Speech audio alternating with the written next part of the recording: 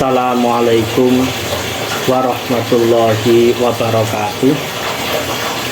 Selamat siang, salam sejahtera bagi kita semua, teman-teman yang saya banggakan. Pada kesempatan kali ini kita akan membahas terkait dengan kesadaran hukum. Penting bagi kita sebagai warga negara Indonesia berdasarkan pasal 1 ayat 3 Undang-Undang Dasar Negara Republik Indonesia menegaskan bahwa negara Indonesia adalah negara hukum. Konsekuensi dari pernyataan ini adalah semua aspek dalam bidang kemasyarakatan, kebangsaan, dan kenegaraan termasuk pemerintahan harus senantiasa berdasarkan atas hukum. Negara hukum diartikan sebagai suatu negara yang menerapkan prinsip-prinsip legalitas, yaitu segala tindakan negara melalui, berdasarkan, dan sesuai dengan hukum. Oleh karena itu, hukum mempunyai kedudukan tertinggi agar pelaksanaan kekuasaan negara tidak menyimpang dari undang-undang. Dengan demikian, kekuasaan akan tunduk pada hukum, bukan sebaliknya. Oleh karena itu, banyak para pakar terkait dengan definisi hukum ini merumuskan substansi daripada pengertian hukum. Yang pertama, hukum ini mengatur tingkah laku, tindakan manusia dalam masyarakat. Sehingga peraturan ini berisikan tentang perintah dan larangan untuk melakukan sesuatu atau tidak melakukan sesuatu. Hal ini dimaksud untuk mengatur perilaku manusia agar tidak bersinggungan dan merugikan kepentingan umum. Yang nomor 2, peraturan hukum ditetapkan oleh lembaga atau badan yang berwenang. Peraturan hukum tidak dibuat oleh setiap orang, melainkan oleh lembaga atau badan yang memang memiliki kewenangan untuk menetapkan suatu aturan yang bersifat mengikat bagi masyarakat luas. Yang nomor 3, penegakan aturan hukum bersifat memaksa.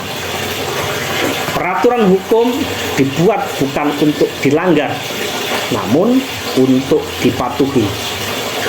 Untuk menegakkannya diatur pula mengenai aparat yang berwenang untuk mengawasi dan menegakkannya, sekalipun dengan tindakan yang represif. Meski demikian, terdapat pula norma hukum yang bersifat fakultatif atau melengkapi. Yang selanjutnya, hukum memiliki sanksi. Setiap pelanggaran atau perbuatan melawan hukum akan dikenakan sanksi yang tegas. Sanksi juga diatur dalam peraturan hukum. Oleh karena itu, di dalam kehidupan sehari-hari, manusia melakukan hubungan sosial, terjadi interaksi sosial yang dapat menimbulkan atau mewujudkan jaringan-jaringan relasi sosial terhadap masyarakat lingkungannya. Oleh karena itu, dalam rangka menjalankan fungsi hukum, maka hukum harus diwujudkan yang pertama sebagai alat penertib. Dalam rangka penertiban ini, hukum dapat menciptakan suatu kerangka bagi pengambilan keputusan politik dan mencegah sengketa yang mungkin timbul melalui suatu hukum acara yang baik. Yang nomor 2, sebagai alat penjaga keseimbangan. Fungsi hukum dapat menjaga keseimbangan dan keharmonisan antara kepentingan negara, kepentingan umum, dan kepentingan perorangan. Yang nomor 3, hukum sebagai katalisator. Sebagai katalisator hukum dapat membantu untuk memudahkan terjadinya proses perubahan melalui pembaharuan hukum dengan bantuan tenaga kreatif di bidang profesi hukum. Oleh karena itu, ciri-ciri hukum ini adalah yang pertama adanya perintah dan atau larangan. Ini ciri hukum. Yang nomor 2, larangan dan atau perintah itu harus dipatuhi, ditaati. Yang nomor 3, adanya sanksi hukum yang tegas. Kenapa? Karena tujuan hukum adalah menghendaki keseimbangan kepentingan, ketertiban, keadilan, ketentraman, kebahagiaan setiap manusia.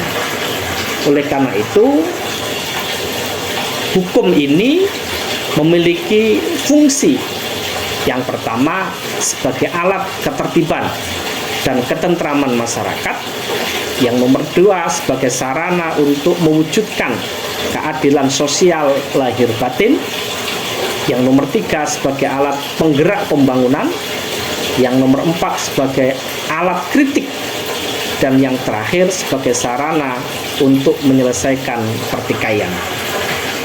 Oleh karena itu, dalam rangka menjalankan fungsi hukum tersebut, maka hukum dapat mengabdi pada 3 sektor.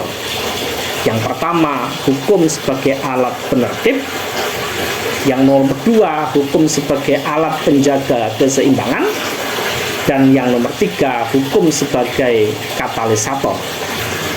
Nah, di dalam masyarakat atau manusia yang sebagai makhluk sosial sekaligus makhluk individu, tidak lepas dari kepentingan, konflik antar satu dengan yang lain.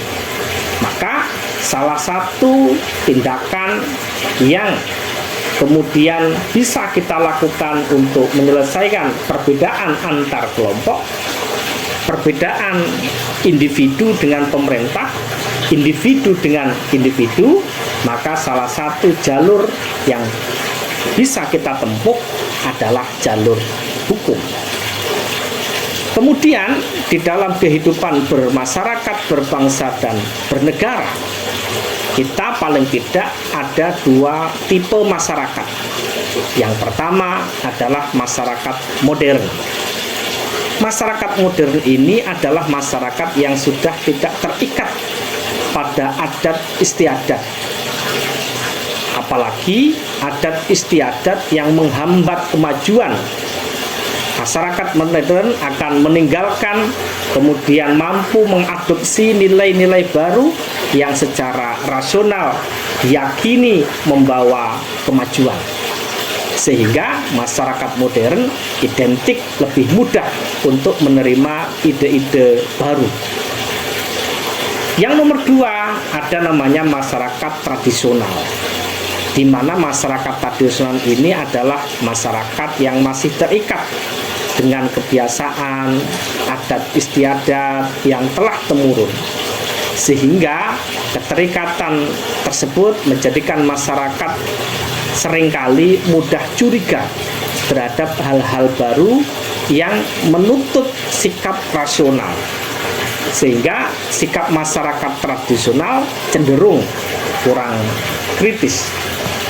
Lah, bagaimana dengan faktor untuk mendorong agar supaya masyarakat itu bisa hidup dengan baik, berkelompok sesuai dengan komunitasnya? Ada beberapa hal yang membuat masyarakat itu berkumpul, berkelompok sesuai dengan karakteristiknya. Yang pertama, hasrat untuk memenuhi makan dan minum atau memenuhi kebutuhan ekonomis, mulai dari pekerjaan, mulai dari profesi yang sama, dan lain sebagainya. Yang nomor 2, hasrat untuk membela diri, dan yang nomor 3, hasrat untuk mengadakan keturunan. Ada beberapa faktor yang mendorong masyarakat untuk hidup bersama-sama. Yang pertama, adanya dorongan hasrat yang merupakan unsur-unsur kejiwaan. ada faktor-faktor psikis, ada faktor hasrat harga diri, ada faktor hasrat ingin berkuasa, adanya kenyataan manusia adalah serba tidak bisa atau sebagai makhluk lemah karena terjadinya habit pada tiap-tiap diri manusia, adanya dorongan manusia untuk mengembangkan keturunan, dan yang terakhir adanya kesamaan keturunan, kesamaan teritorial, kesamaan cita-cita. Bagaimana dengan masyarakat hukum? Masyarakat hukum adalah sekelompok orang yang berdiam dalam sebuah wilayah tertentu, di mana di dalam kelompok tersebut berlaku serangkaian peraturan yang menjadi pedoman tingkah laku bagi setiap anggota kelompok dan pergaulan hidup mereka. Nah, peraturan-peraturan ini dibuat oleh kelompok itu dan berlaku bagi mereka sendiri. Oleh karena itu, kelompok-kelompok tersebut secara kodrat membawa manusia menjadi kelompok-kelompok sosial. Nah, di dalam kehidupan yang begitu sangat modern ini, butuh peranan-peranan hukum. Hukum memiliki peranan sangat besar dalam kehidupan kita di masyarakat. Peranan hukum ini bisa kita pakai dalam rangka agar supaya terjadi ketertiban, ketentraman, dan tidak terjadinya ketegangan di dalam masyarakat. Kenapa? Karena hukum yang kita buat sebenarnya dipakai untuk mengatur, menentukan hak dan kewajiban, serta melindungi kepentingan individu dan kepentingan sosial. Dalam konteks pergaulan hidup, para individu hukum berperan sedemikian rupa sehingga sesuatu yang berkaitan dengan hubungan antara individu yang satu dengan yang lain berjalan dengan tertib dan teratur, karena hukum secara tegas menentukan tugas, kewajiban, wewenang yang jelas, sehingga hubungan antara individu dengan pemerintah berjalan mulus karena masing-masing mengetahui apa yang menjadi hak dan kewajibannya. Oleh karena itu, fungsi peran hukum itu sangat-sangat penting sekali. Karena sebenarnya hukum yang kita buat, undang-undang yang kita buat, aturan-aturan yang kita buat, termasuk aturan yang ada di dalam kampus, aturan yang ada di dalam pemerintahan, memiliki fungsi menertibkan masyarakat dan pengaturan pergaulan hidup. Yang nomor 2 juga menyelesaikan pertikaian. Selain itu juga memelihara dan mempertahankan tata tertib, aturan-aturan jika perlu, bahkan dengan kekerasan. Yang nomor 4 memelihara dan mempertahankan hal tersebut.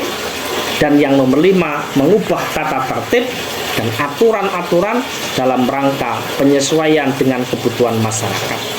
Kita tahu ada namanya revisi undang-undang, revisi peraturan karena menyesuaikan kebutuhan masyarakat. Yang nomor 6 memenuhi tuntutan keadilan dan kepastian hukum dengan cara merealisir fungsi-fungsi di atas. Jadi hukum itu harus mampu mewujudkan tentang keadilan, kegunaannya bagi kepentingan sosial, dan kepastian hukum yang umumnya sifatnya harus adil. Oleh karena itu, perlu adanya kesadaran hukum yang kuat. Oleh karena itu, kesadaran hukum ini sangat dipengaruhi oleh beberapa faktor. Yang pertama, faktor pendidikan. Semakin pendidikan seseorang itu meningkat, kesadaran hukumnya pasti meningkat. Umumnya, pendidikan yang baik dan teratur dapat membantu meningkatkan pemahaman dan penghargaan terhadap hukum dan aturan yang berlaku. Yang nomor 2, faktor kesadaran hukum adalah budaya. Pemberian pengaruh besar terhadap kesadaran hukum dapat dilihat pada pembelajaran, menghargai, dan menaati hukum yang berlaku. Yang nomor 3 adalah media. Media termasuk media sosial, ya, Media massa memiliki aturan yang berlaku mengenai informasi-informasi yang dapat dipelajari berdasarkan orang-orang yang melanggar hukum dan mendapatkan hukum. Yang nomor 4 adalah lingkungan keluarga. Sebagai madrasah utama pada seorang manusia, memiliki peranan penting dalam membentuk kesadaran hukum sedini mungkin. Orang tua dapat memberikan pemahaman dasar tentang menghormati, mematuhi hukum serta aturan hukum yang berlaku. Yang nomor 5 adalah keadilan sosial. Apabila masyarakat merasa sistem hukum yang berlaku tidak adil, sehingga merasa tidak berfungsi sebagaimana mestinya, maka hal ini akan sangat mempengaruhi kesadaran mereka untuk mematuhi hukum. Ketika masyarakat melihat tidak ada keadilan di negeri ini, maka saya yakin masyarakat tidak peduli dengan hukum yang ada. Yang nomor 6 adalah penerapan hukum yang efektif dan adil juga dapat mempengaruhi kesadaran hukum di masyarakat. Jika pelanggaran hukum yang seringkali tidak ditindak dengan tegas atau hukuman yang diberikan tidak seimbang dengan kesalahan yang dilakukan, hal ini sangat mempengaruhi kesadaran masyarakat untuk mematuhi hukum. Oleh karena itu, berdasarkan arti faktor yang mempengaruhi penerapan hukum, kita bisa menyimpulkan bahwa bagaimana cara tujuan penerapan hukum. Yang pertama, menciptakan suatu masyarakat yang menghargai dan mematuhi hukum. Yang nomor 2, meminimalisir konflik dan mendorong pengembangan masyarakat yang lebih stabil dan harmonis, perlindungan atas hak-hak masyarakat. Dan yang nomor 3, memberikan pemahaman yang lebih baik tentang aturan yang berlaku di masyarakat. Yang terakhir, mari kita bersama-sama menjunjung tinggi nilai-nilai hukum yang ada di Indonesia, sehingga akan terjadi kedamaian, penyelesaian yang arif dan bijaksana. Terima kasih. Selamat siang. Wassalamualaikum warahmatullahi wabarakatuh.